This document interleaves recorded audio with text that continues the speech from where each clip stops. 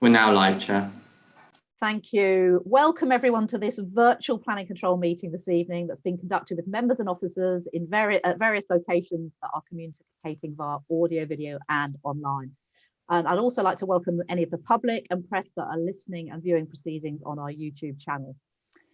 Before the meeting starts, I'd like to invite the committee member and scrutiny officer to explain how proceedings will work and to confirm that members, officers and registered speakers are in attendance. Thank you. Thank you, Chair. Please note that this meeting is being streamed live onto YouTube and recorded via Zoom. I'll firstly undertake the roll call. And when your name is called, please indicate your attendance to confirm the required members, officers and speakers are present and can hear and be heard. Councillor Ruth Brown? Here. Councillor Daniel Allen? Here. Councillor Val Bryant? Here. Councillor Morgan Derbyshire? Here. Councillor Mike Hewson? Councillor Tony Hunter? Present. Councillor David Levitt? Yeah. Councillor Sue Anguala? Yeah. Councillor Sean Prendergast? Here. Councillor Mike Rice? Present. Councillor Michael Muir? Present. And Councillor Sam Collins? Hello. Hello. Something for Tom Tyson, by the way. Thank you. And officers, Simon Ellis? Here. Uranetta Katavu? Here. Naomi Reynard? Here. Matthew Hepburn? Yes, present. And members of the public, we have Mr. Graham Lee? Hello. Hello. Mr. Norton Mai? I think he'll be joining us. We lost the link. Joining now. Yes, thank you. Mr. Sav Patel? Yes, speaking. Thank you. And member advocate Tom Tyson? Yes, I'm here. Thank you. Have I missed anybody out? Yes, here. Thank you. I'm here. I've managed to sign in. Yes, thank you. Thank you. That's Mr. Mai. Okay. Extracts from the remote and partly remote meetings protocol are included with the agenda, and the full version is available on the Council's website, which includes information regarding live streaming, noise interference, rules of debate, voting and Part 2 items. Members are requested to ensure that they are familiar with the protocol. Are there any questions before we start the meeting? No, I'll hand over to the Chair, Councillor Ruth Brown. Thank you. Thank you, Anna. So to item 2, apologies for absence. So Councillor Ian Moody has sent his apologies, and I believe Councillor Michael Muir is substituting for Councillor Moody. Is that correct? Correct. And apologies from Mike Hewson. Okay, thank you. Apologies from Mike Hewson. Councillor Tom Tyson has given his apologies for the meeting and is attending in the capacity of member advocate, not as a member of the committee. And Councillor Sam Collins is substituting for Councillor Tyson. Are there any other apologies for absence that should be notified at this point? Don't see any hands up. Okay, so we'll move on to item 3, notification of other business. There is none. And then item 4, chair's announcements. So audio recording. In accordance with council policy, this meeting is being audio recorded as well as filmed. The audio recordings will be available to view on Modern Gov and the film recording via the NHDC YouTube channel. Secondly, declarations of interest. Members are reminded to make declarations of interest before an item. The detailed reminder about this and speaking rights is set out under Chair's announcements on the agenda. And then welcome to our visiting registered speakers. To clarify matters for you, you have 5 minutes for each group of speakers. So that is 5 minutes for objectors. So if there's more than one of you, you have to share that 5 minutes, and 5 minutes for supporters. And there's an additional 5 minutes, which applies to member advocates. A warning will be given at 4.5 minutes to alert you that you have 30 seconds left. And at 5 minutes, you will be advised that your time allowed has ended and that you must stop speaking. Okay, are there any questions on any of that? Public participation, item 5. The registered speakers have already been confirmed as being present during the roll call. So we move on to item 6, which has now been withdrawn. And I think most people are aware of that before this meeting. So we go rapidly on to item 7. So this is 20/00126/FP, land north of Ashwell Street and south of Lucas Lane between Huntsridge and East Lodge, 22 Lucas Lane, Ashwell, Hertfordshire. And it's an application for the erection of 24 dwellings, including creation of vehicular access off Ashwell Street, footpath to link to Lucas Lane, associated public open space and landscaping, as amended by plans received on the 17th of August 2020.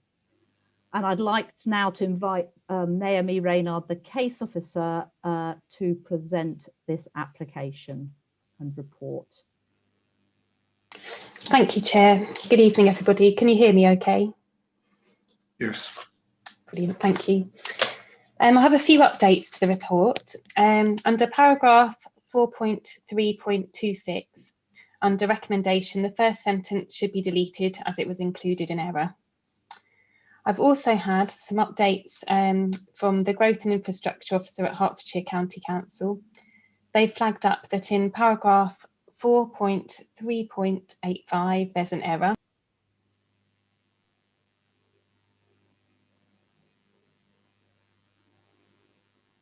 Naomi, you're muted. I thought she suddenly went quiet. Oh, You'd got as far as 4.3.85. There's an error, and that's where you went on mute. oh, sorry. Can you hear me now? Yes, so if you can go from okay, sorry. 4.3.85. Sorry about that. Yeah, so Growth and Infrastructure Officer, Hertfordshire County Council, has flagged up that in paragraph 4.3.85. Oh, sorry, can you hear me? Yes, now we can hear you. Oh, sorry, sorry. So the Hertfordshire County Council has flagged up that in paragraph 4.3.85, there's an error. For some reason, when the report was published, all the pound signs changed to the letter J. They've also requested that the indexation is clearly stated for the library service, youth service and secondary school education provision. This would be PubSec 175.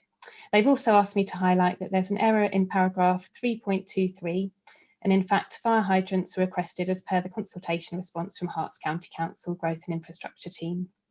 I've also had a representation from Bygrave Parish Council, which has been received since the report was published. I'll just read their representation because it's fairly short. Following our experiences obtained from the construction of the Claybush Road site, we wish to request that the following observations are taken into consideration when reviewing this application, please. From the commencement of the Claybush site to date, the construction traffic through the village has been horrendous, with multiple muckaway, aggregate and ready-mix lorries together with other construction deliveries. This has been for many days of at least 20 trips a day through the village with large multi-wheel vehicles. Claybush Road, Ashwell Road and Bygrave Road are mostly just over the width of one of these large vehicles. Therefore, to pass other vehicles, the verges, including the heritage verge, are being destroyed and eroded away. In addition to the construction traffic, the Claybush development and the above has a potential to increase traffic through our village by at least Claybush 120 vehicles movements per day and Ashwell 96 vehicle movements per day. Bygrave is a rural village and conservation area and is utilised by walkers, cyclists, horse riders and agricultural vehicles.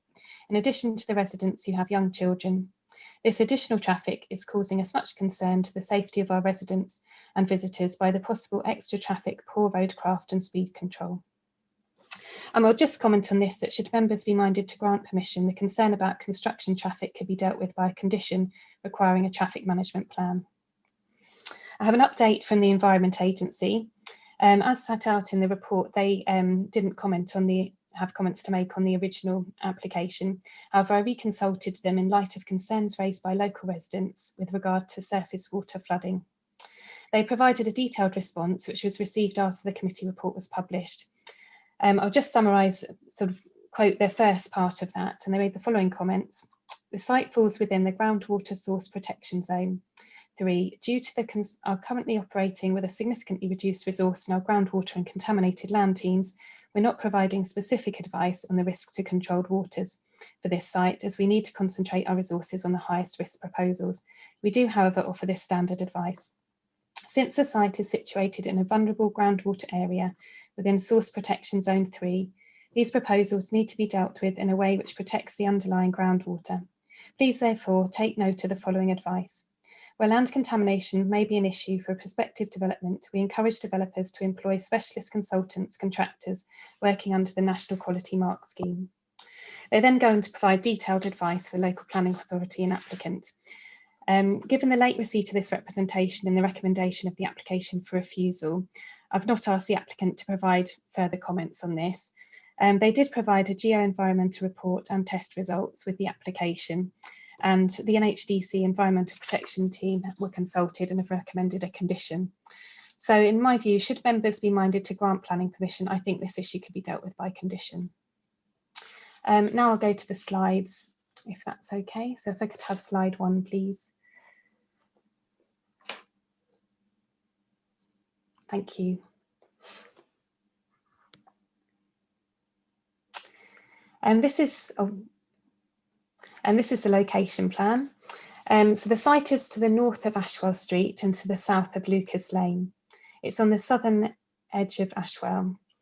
The site's currently outside the settlement boundary, but is proposed to be within the settlement boundary in the emerging local plan.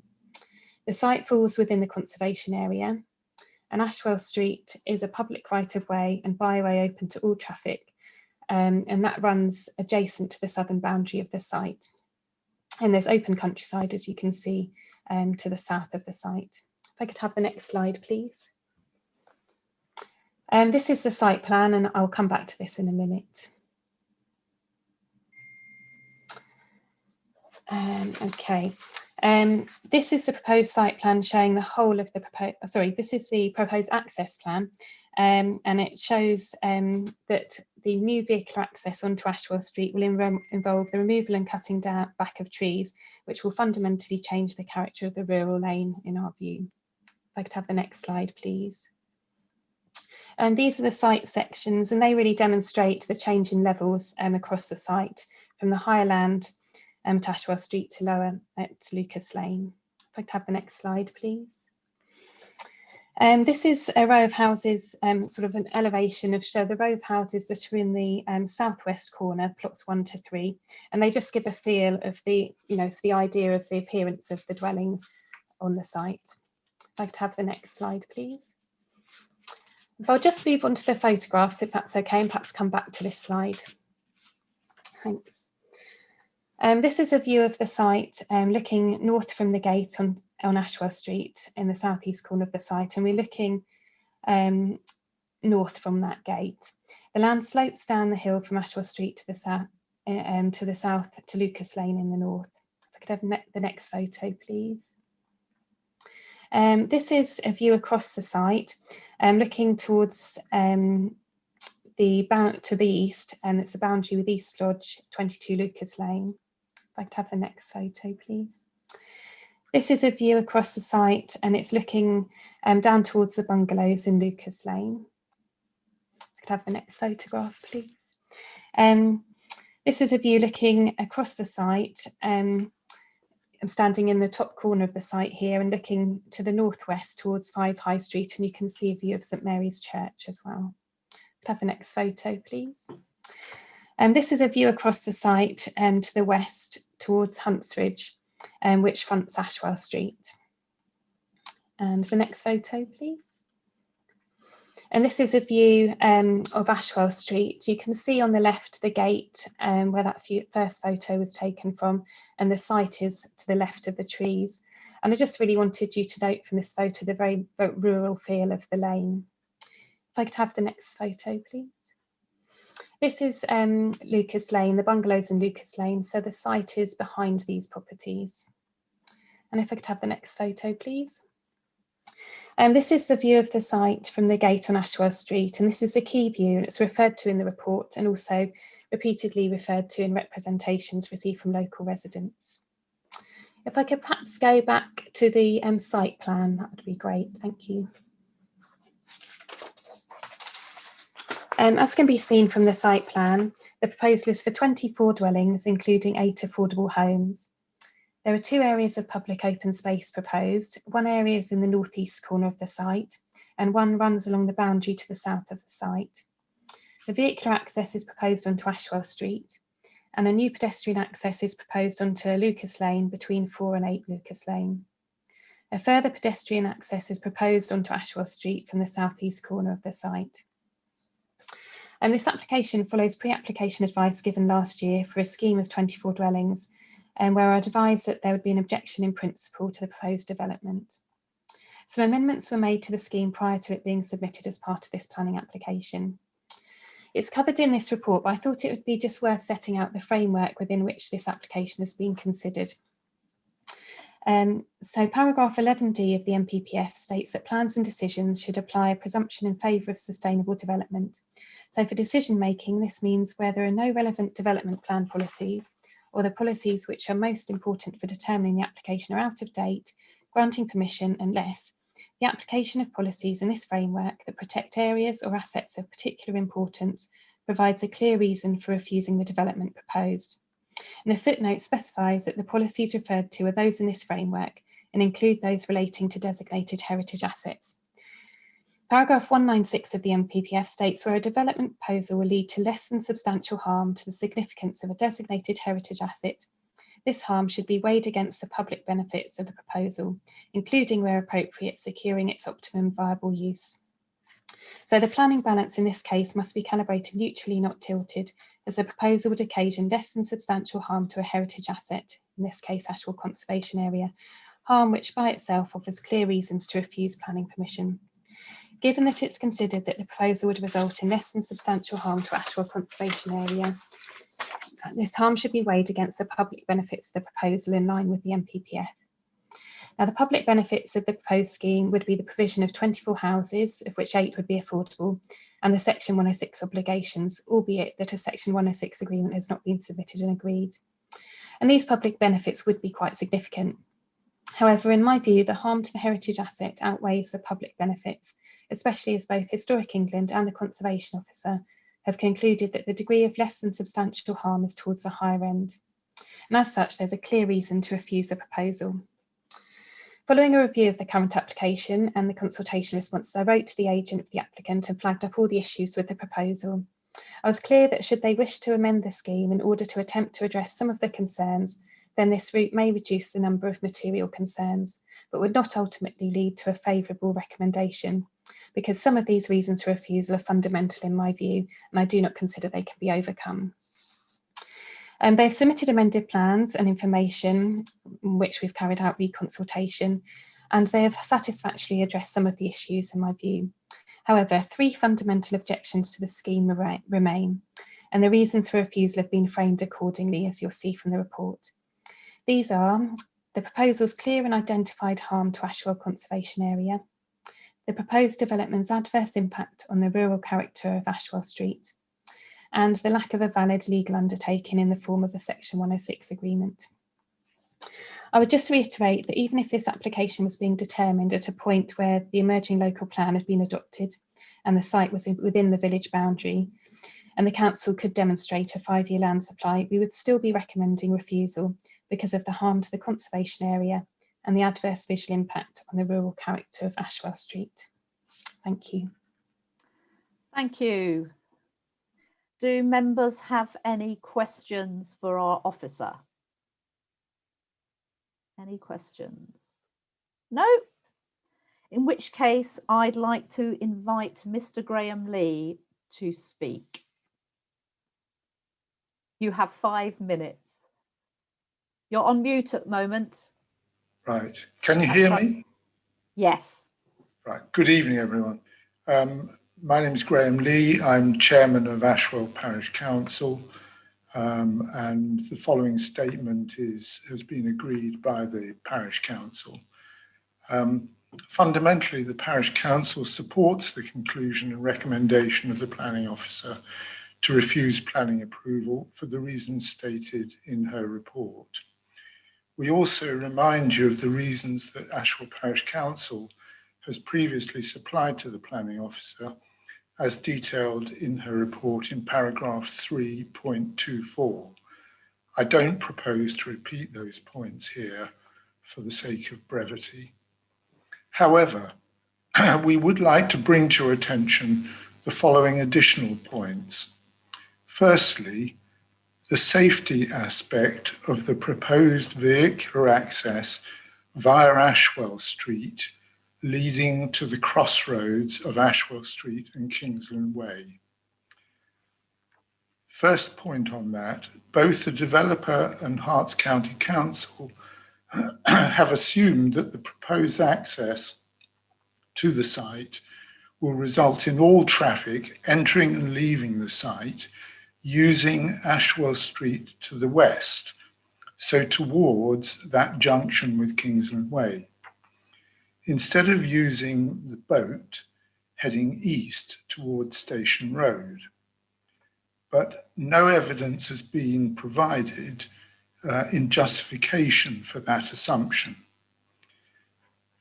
Secondly, there have been concerns over many years raised with and also by highways about the safety for pedestrians and vulnerable road users at the Kingsland Way Crossroads junction with Ashwell Street because there is no footpath at that junction.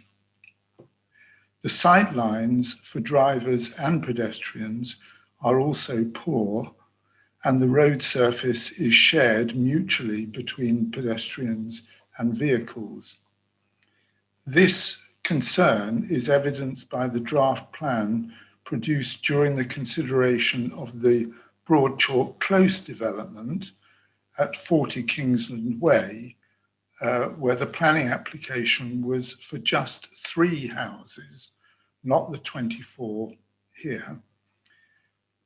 Herts Highways have estimated that the 24 houses will create an additional 24 vehicular movements a day. That combines exit and entrance to the site, using Ashwell Street and Kingsland Way Junction.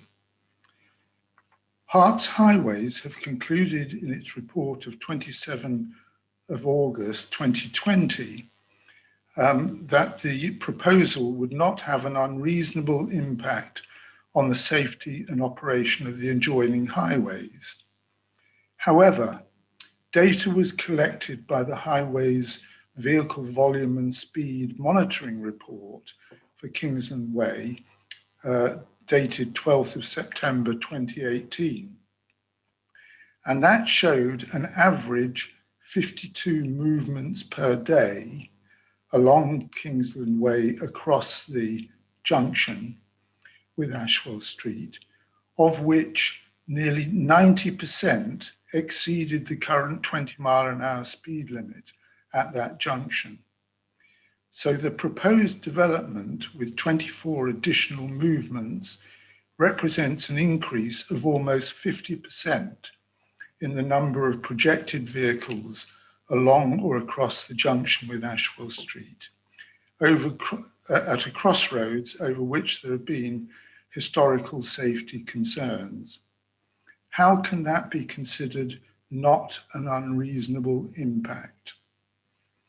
Secondly, I'll turn to the safety of non-motorised users of the boat. 4.5 minutes, Chair. Thank you. Okay. The development application relies on the assumption that traffic will exit the site to the west, as already mentioned. However, any residents wishing to drive to Station Road to travel to the Ashwell and Morden station or towards the Mordens or Cambridge will almost inevitably turn left out of the site towards Station Road and along the unmade boat. That's 5 minutes, Chair. Okay, thank you. Thank you. Can I stop you there? I'm very nearly finished. Okay, one more sentence then just to wrap up. Okay. So that will result in a significant increase to the many pedestrians who use it. And Ashwell Street, known as the Ruddery, forms part of an iconic medieval pathway which acts as a natural and historical boundary between the Ashwell settlement boundary and the countryside. So this site conflicts with a number of national and local planning policies, in respect of its concept and location. So that is our support for the planning officer. Okay, thank you very much. Do members have any questions of clarification for Mr. Lee? Okay, thank you very much. So I'd like to invite Councillor Tom Tyson as member advocate to speak. Again, you have 5 minutes. Thanks, Chair. Right, I just want to be very brief again and just say that I'm speaking in opposition to this application and in support of the officer's recommendation. I'd like to commend Naomi's report. I thought it was comprehensive and detailed, and I thought it focused on some really key points and dealt with some very complex issues in full detail. And I also felt that there was a sense that she'd, on the whole, taken the comments of the neighbours into consideration and thought carefully about them, which was some achievement, given that there were 4 pages of them in the report in section 3.25. So I'm not going to go over all of her argumentation that she's given for why you should refuse this application. I just want to pick up on one point that occurred to me from the report, and that was on the issue of drainage and sewage. There's been, over the last year, persistent problems with flooding in various locations in Ashwell, some of which, but not all, have been caused by blocked gullies and lack of sort of regular cleaning of those. But the problem has been ongoing, and it was highlighted particularly in August with a recurrence of incidents involving a manhole from which raw sewage was emanating and pouring out, leaving effluents and tissues and sanitary products in the street near a residential area, and the sewage was draining off and into the river, which is clearly unacceptable and a safety hazard. And in response to this, Anglia Water said that the problem was due to a full sewer. Now, in the report, obviously, I hope you've seen that Anglian Water say that there's no problem with the capacity of their sewage system to deal with this new development, or indeed the others that are currently being built in Ashwell. There's 39 houses under construction at this moment. And one has to wonder really whether this incident is a one-off or whether it's due to increased use because people have been at home during lockdown, or a combination of that with heavy rain, meaning that surface water is finding its way into the sewage system, which of course it shouldn't. But either way, it doesn't really fill you with a lot of confidence with regard to Anglian Water's assurances that all is well in terms of the capability of their system to deal with an increase in population and use in the village, as stated. And in the report in section 4.372, Naomi points out that even though the concerns of the residents were highlighted to Anglian Water, they didn't make a response to that particularly. So it would be good if they'd be able to defend their position on that a bit more, in a bit more detail, really. So, and notwithstanding all of that, I really just want to reaffirm my support for the officer's recommendation to refuse approval for this application. Ashwell has seen its open spaces eroded away, all these little bits of pasture land, fields, which, as I think one neighbour commented, just because they're there doesn't mean that they need to be built upon. And during the period of the emerging local plan so far, 116 new homes have already been built. That's over the last 9 years. And the rural character of Ashwell is being fundamentally gradually eroded. So I think it's right that the report points out that, you know, conservation areas should be treated as such. They are there to be conserved. And this development, I think, is clearly unacceptable and would detract enormously from the character the rural character of Ashwell and enhance it hardly at all. So I'd ask you please therefore to support 4.5 minutes, Chair. to support the officer's recommendation this evening that this application be refused. Thank you. Thank you, Councillor Tyson. So do members have any questions of clarification on that one? No? Okay, so I'd like to invite our final speaker, Mr. Patel. Is he speaking? Yes, sorry, Chair. Can you hear me? Yes, I'd like to invite you to speak. You also have 5 minutes.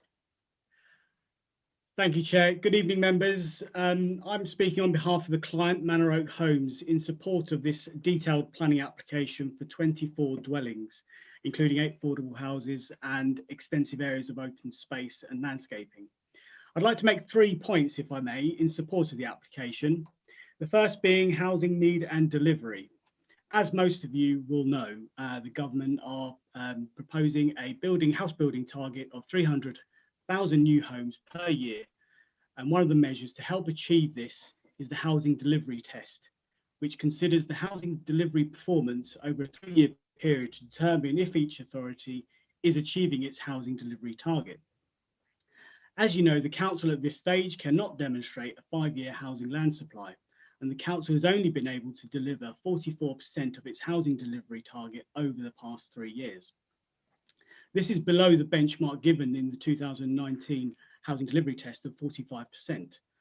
This means the council has to apply a presumption in favour of sustainable development for housing applications and also has to produce another action plan to demonstrate how it will improve its housing delivery moving forward.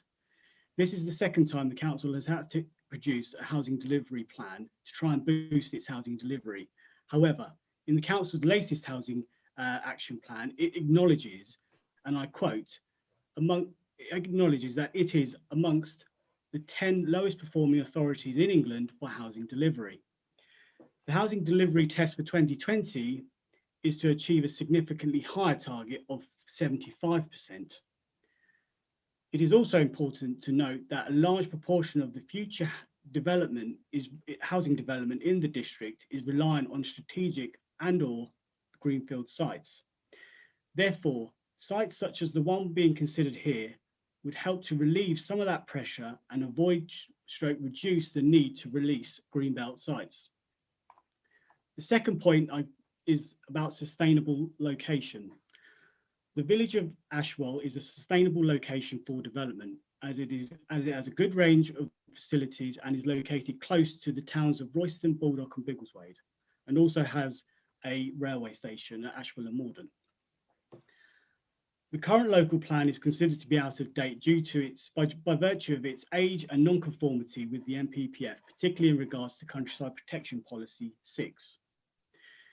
These are considered to be inconsistent with This policy is considered to be inconsistent with paragraph 170B of the NPPF in seeking to protect all countryside from development. In the emerging local plan, Ashwell is a category A village where general development is allowed within the settlement boundary, according to the emerging settlement hierarchy policy SP2. Paragraph 4.13 goes further. It states category A villages all have defined boundaries within which development will be allowed to meet the district's overall housing totals. Therefore, the principle of development must be considered acceptable. The NPPF accepts that countryside has a... can you hear me? Yes. Sorry. Just the site forms part of the built-up area of Ashwell and is bound on 3 sides by housing development. The proposed development of the site would therefore not appear out of character or at odds with the surrounding context. The benefits of the scheme would significantly outweigh the less than substantial harm that has been identified. Moving on to the proposed development has been laid out and designed to sympathetically respond to the site constraints without adversely impacting local residents. The development would be set off the southern boundary with Ashwell Street and would be buffered by a large area of open space. The properties in Lucas Lane would not be adversely impacted due to the single-storey scale of development along the northern boundary and the separation distances. The applicant has addressed all the technical issues relating to highway safety, noise, air quality, drainage, archaeology and ecology. Only subjective matters relating to the harm to the significance of the heritage asset. 4.5 minutes, Chair.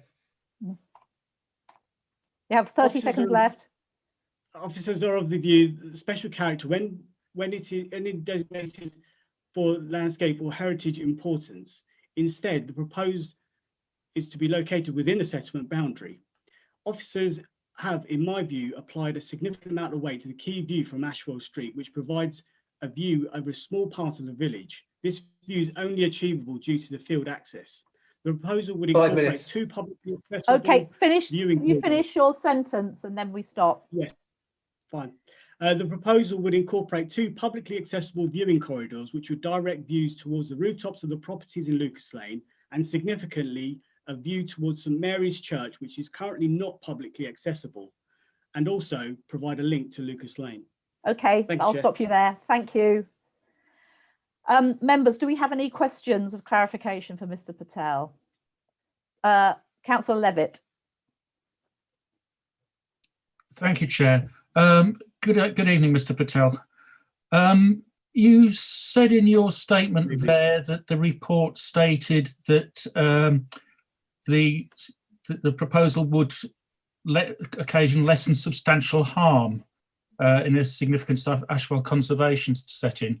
However, the report doesn't actually say that, does it? It says towards the only says significant harm towards the upper end of the continuum, not the whole site.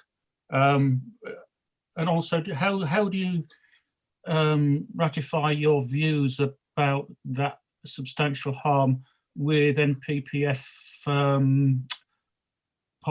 policies, particularly 12 and 15? So the conservation officer had, in the original comments, noted that you will have read their comments. There's quite a few pages of comments based upon their views on the scheme, and they arrived at a decision that the proposal would have less than substantial harm to the heritage asset. They didn't actually say what level, on what scale that would be, whether that is the lower end or the higher end. It does say that in the recommendations, actually, for refusal. It does say that in the current recommendation on the officer report, but it doesn't actually say that in the conservation officer's original comments when they reviewed the original proposal, which we have revised to make better, and which is acknowledged by the case officer as being made better because we have addressed a lot of the original concerns with the proposal. So you would assume that if we've addressed a lot of the concerns that were addressed at the original scheme, and the conservation officer identified that the scheme would have less than substantial harm, that the revised scheme, which is better, would have, he can maintain that view of less than substantial harm, but it would have to be on the lower end of the scale. And also, going back to your point about the NPPF, paragraph 196 of the NPPF talks about when there is less than substantial harm, the benefits of the proposed scheme need to be weighed against the harm identified. And we believe the benefits of housing development of this detailed planning application with 8 affordable houses, open space over the policy requirement in a sustainable location such as Ashwell would outweigh the harm that is identified. Okay, thank you. Councillor Prendergast. Thank you, Chair. Good evening, Mr. Patel. Can you explain to me and help me understand why this application hasn't been accompanied by the legal undertaking in Section 106? It's generally the way that we could either have we've submitted some heads of terms to basically indicate the obligations that the applicant would be willing to carry out or tie up to. It is not always the case that you submit a Section 106 with an application. It normally follows once the application has been approved or a favourable recommendation is made, that then legal proceedings in terms of engaging my client's legal team and the council's legal team would then work towards putting together a legal agreement to tie those obligations. Okay, thank you. Does that answer your question? Yeah. Councillor Bryant. Hello, Mr. Patel. Historic England have objected on heritage grounds, which actually is very unusual. Can you explain to me how your revised plan actually helps with this? Sure. I suppose it all boils down to matters of opinion on the subjective point of the effects on the heritage asset in terms of, in this instance, the conservation area. Now, clearly, we've arrived at a view that we don't think that the impact would be significant, such that it would warrant significant harm or refusal of the application. Now, that is obviously a view that is taken by the English Heritage, Historic England. However, I would say that they haven't actually visited the site, so they're basing their views on the views of the conservation officer, I imagine, or a Google view, or desktop-based analysis. So I would take their views on that basis. Okay. Thank you. Councillor Bryant, we can't hear you. Can I just make a further comment that Historic England has got a whole network of records, computerised records, which actually give all the archaeological and historical evidence. They don't have to visit a site. And I'm just wondering why you think that your business's view might actually hold more weight than Historic England's. Okay, I think that is a rhetorical question, so I won't ask Mr. Patel to answer that. Councillor Collins, can I invite you to, you've asked us ask a question. Yeah, thanks, Chair. I mean, it's actually a slightly unrhetorical version of what Councillor Bryant just asked, actually. I mean, a lot of people don't realise, but I spent a lot of my young 20s going out on archaeological digs, so desktop exercises are quite standard place. Now, looking at the NPPF, policies 193 and 194, and also 195, I don't really see them working with this application.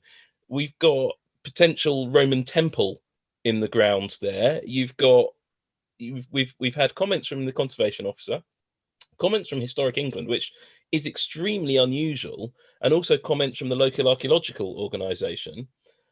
I haven't heard anything from the applicant to sort of override those concerns so far, other than they might think it isn't quite a concern. So could I hear a little bit more about why the applicant thinks those archaeological concerns and those historic concerns aren't a concern? Mr. Patel? Sure. Thank you for that question. Now, as I'm sure you councillors are aware, that the site was put forward for scheduling because of what the North Herts Archaeological Society thought that the site had significantly important remains within the site. However, that was dismissed because it was not considered high enough significance to warrant scheduling. My client is more than willing and would be happy to, as with any housing development scheme, where there are archaeological remains of potential importance, to undertake archaeological investigations to understand the value of those remains, and if necessary, lift them or leave them on the site preserved. And just one other thing to add, we're not actually developing on the known or the most likely areas of where that archaeological importance is found, and that is in the north west corner of the site, which we're retaining as open space. Okay. So our view is okay. Thank you. I think you've made that point. Okay, can I haven't got any other hands up, so can I invite our officer to respond to any of the points that have been raised by any of the speakers? Thank you, Chair. I'll go in order if that's okay.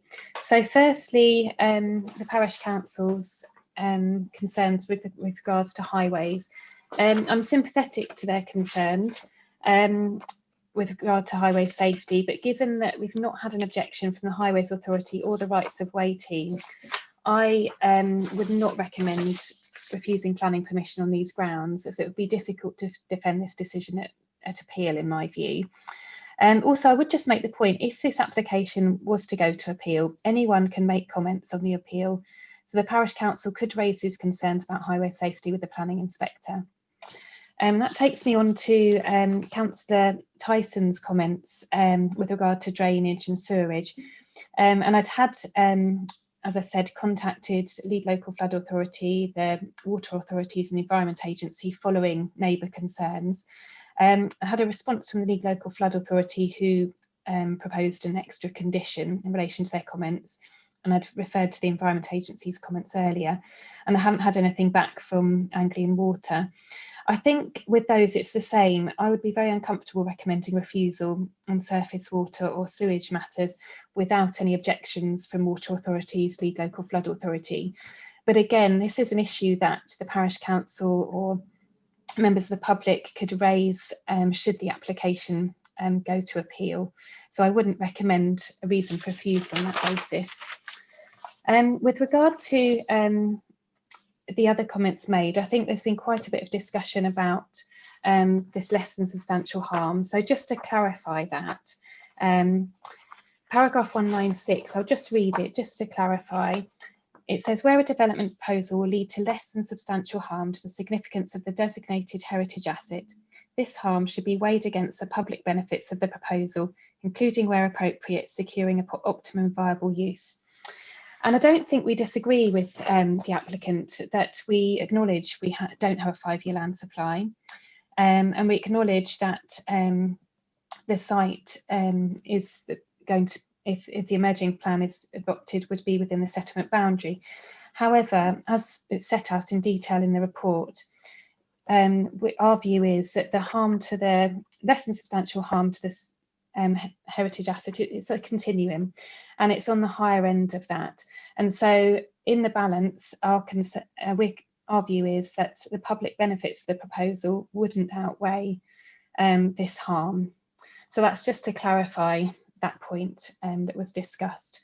I don't think I have anything else to add on that. In terms of archaeology, that was mentioned, that's something that the Historic Environment Advisor has advised would be dealt with by condition. The reason for refusal covers conservation matters which are raised by Historic England and the Conservation Officer. So I don't think I have anything further to add. I think it's all covered in the report, but I just wanted to clarify that main point. Thank you. Thank you. So shall we move to debate then? Councillor Levitt. Thank you, Chair. I've got a number of points I want to raise on this one. First one really is about the significant harm thing again. I want to bring that one back. Mr. Patel said it quite rightly, it's a matter of opinion whether it is significant harm or not. Mr. Patel's opinion is it's not significant harm. However, both English Heritage, the Conservation Officer, the officer herself, and many other people, and the NPF itself actually has a different opinion on that. And I share the opinion of the officer on that one as well.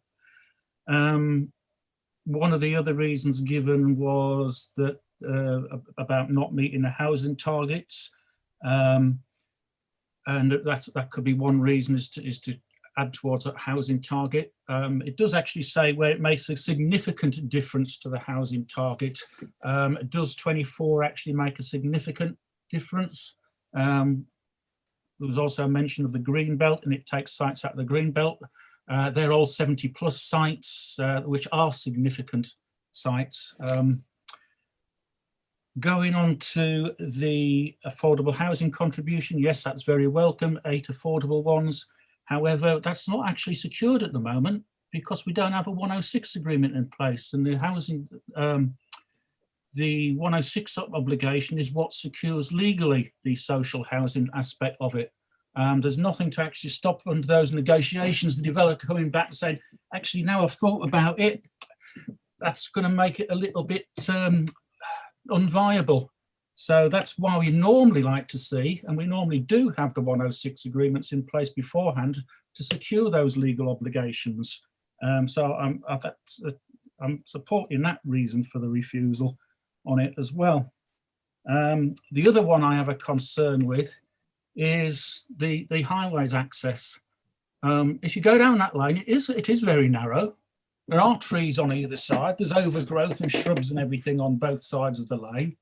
I note the highways haven't put an objection in because the swept path analysis shows there's clearly space for a bin lorry to turn around on the site.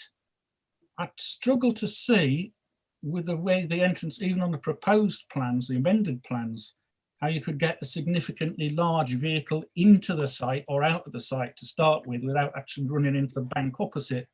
I would suggest you'd have to take an awful lot more of that side of the road out than is currently seen on those plans to be able to do that. So I don't quite agree with highways there. And we did hear in our recent planning training that we don't have to accept everything highways says. If we think from local knowledge that it's not right, we can raise that, and I would like to raise that.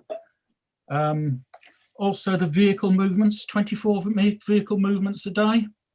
Highways say a vehicle movement is one vehicle in is a movement, one vehicle out is a movement.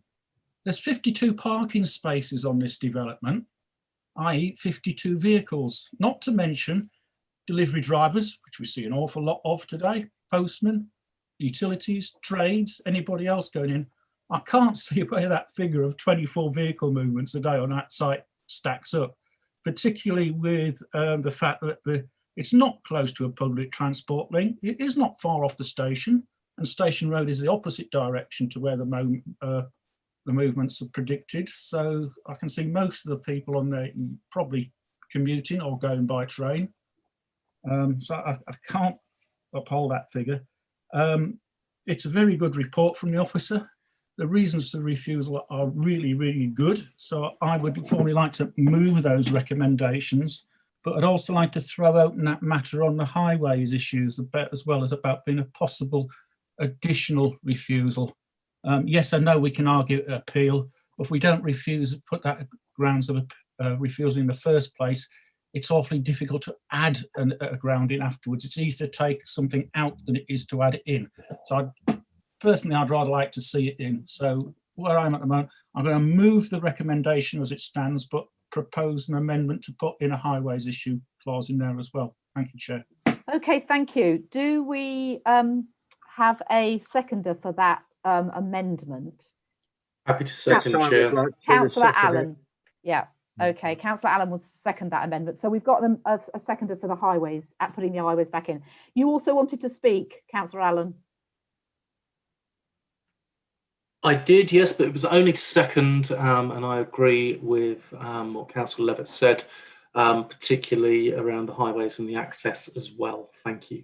Okay, thank you. I have Councillor Hunter. Thank you, Chairman. Yes, I'm inclined to agree with Councillor Levitt to a degree, but the problem being is that when you go to an appeal and a inspector and you haven't got the backing of the highway authority, I think the objection would be kicked into touch, and the probability would be that that wouldn't be defendable. I think actually what the officer has done here, it's a very comprehensive report. We have to weigh up the public benefit weighed against the actual harm. And I think our officer has done an excellent job of highlighting the three main points that we can actually refuse on, which I totally support. I do find it a little bit of a red rag, the issue of a no 5-year land supply. We might not have a 5-year land supply, but that doesn't necessarily mean that we have to grant everything that's put in front of us. It's either right or it's wrong under planning. And currently this application, in my opinion, is incorrect and should not be granted. And I'll happily support the officer's recommendation, and also say that I believe that she has, under the MPPF, literally gone down the route of para 196 and actually balanced the assessment exceptionally well. And I will support the officer's recommendation, Chairman. Okay, thank you. So can we vote on whether to put in that highways bit first, and then we'll vote on the actual recommendation? Oh, Simon, do you want to say something? Can I, if I may, Chair, can I advise on the highway point? Yes, of course. I think I'd just like to advise on, let's think of worst case scenario. So worst case scenario is a highway reason for refusal is added into this decision notice, and the applicant goes to appeal. Now, the applicant's more than likely going to ask for a public inquiry, particularly if members put in a technical highway reason for refusal, because that's an issue that would require technical highway evidence, and the council would need to employ an expert, because of course the highway authority wouldn't represent you in that view because they haven't objected to the planning application. And there is a potential scenario where you could win the appeal on the substantive reasons for refusal, but you could lose a cost claim against you if you haven't provided satisfactory evidence to satisfy that additional reason for refusal. And so you could be successful in the war, as it were, but lose that battle and end up having to pay quite significant costs, because you can imagine the appellant would need to provide evidence as well to counteract that additional reason for refusal. I think the point that Naomi made in her introduction was a really useful point. If you think of an appeal as an open forum, that other people can contribute to it, including the parish council, and the inspector would need to take a view on highway safety, because there's no doubt that point would be put to the inspector, but it wouldn't be put to the inspector by the local planning authority in the form of a detailed reason with evidence. I'd caution against that, throwing in that additional reason for refusal, if I may, Chair, because that can lead to problems if we're in a public inquiry. Okay, thank you, Simon. I think Nura Neto would like to say something. It was just to, Simon beat me to the punch. I put my camera on and was ready to speak, but it would just be to on the side of caution when it comes to the cost award against us for being unreasonable if you're putting certain objections that we're not able to then defend properly and appeal. Okay, thank you. I've got... Chair, just yes. Point of order, please. Having taken that advice into account from both the legal officer and Mr. Ellis, I'll happily withdraw that amendment on those grounds. However, I think the point's well made and will be minuted and is probably part of this meeting now. So if it does go to appeal and everything, I'm sure that will be taken into account in the inspector's hearing. I think I've managed to make the point that way, Chair. Thank you, Councillor Levitt. Councillor Muir, do you want to speak? Yes, thank you. I was going to second this as well. Dan will just make me to it. I agree with everything that's been said. We certainly shouldn't put a highway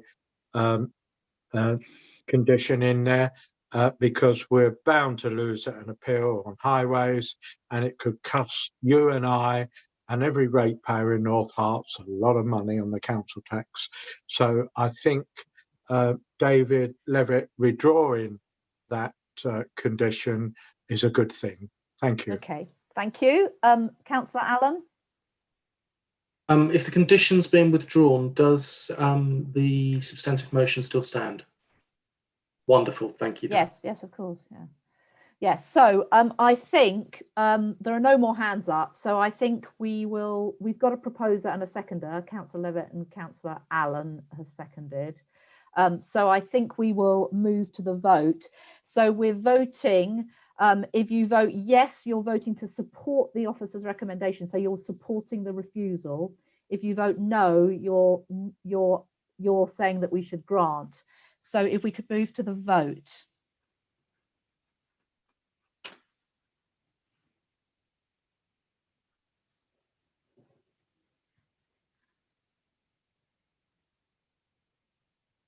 Okay, if the committee services person would like to tally the votes.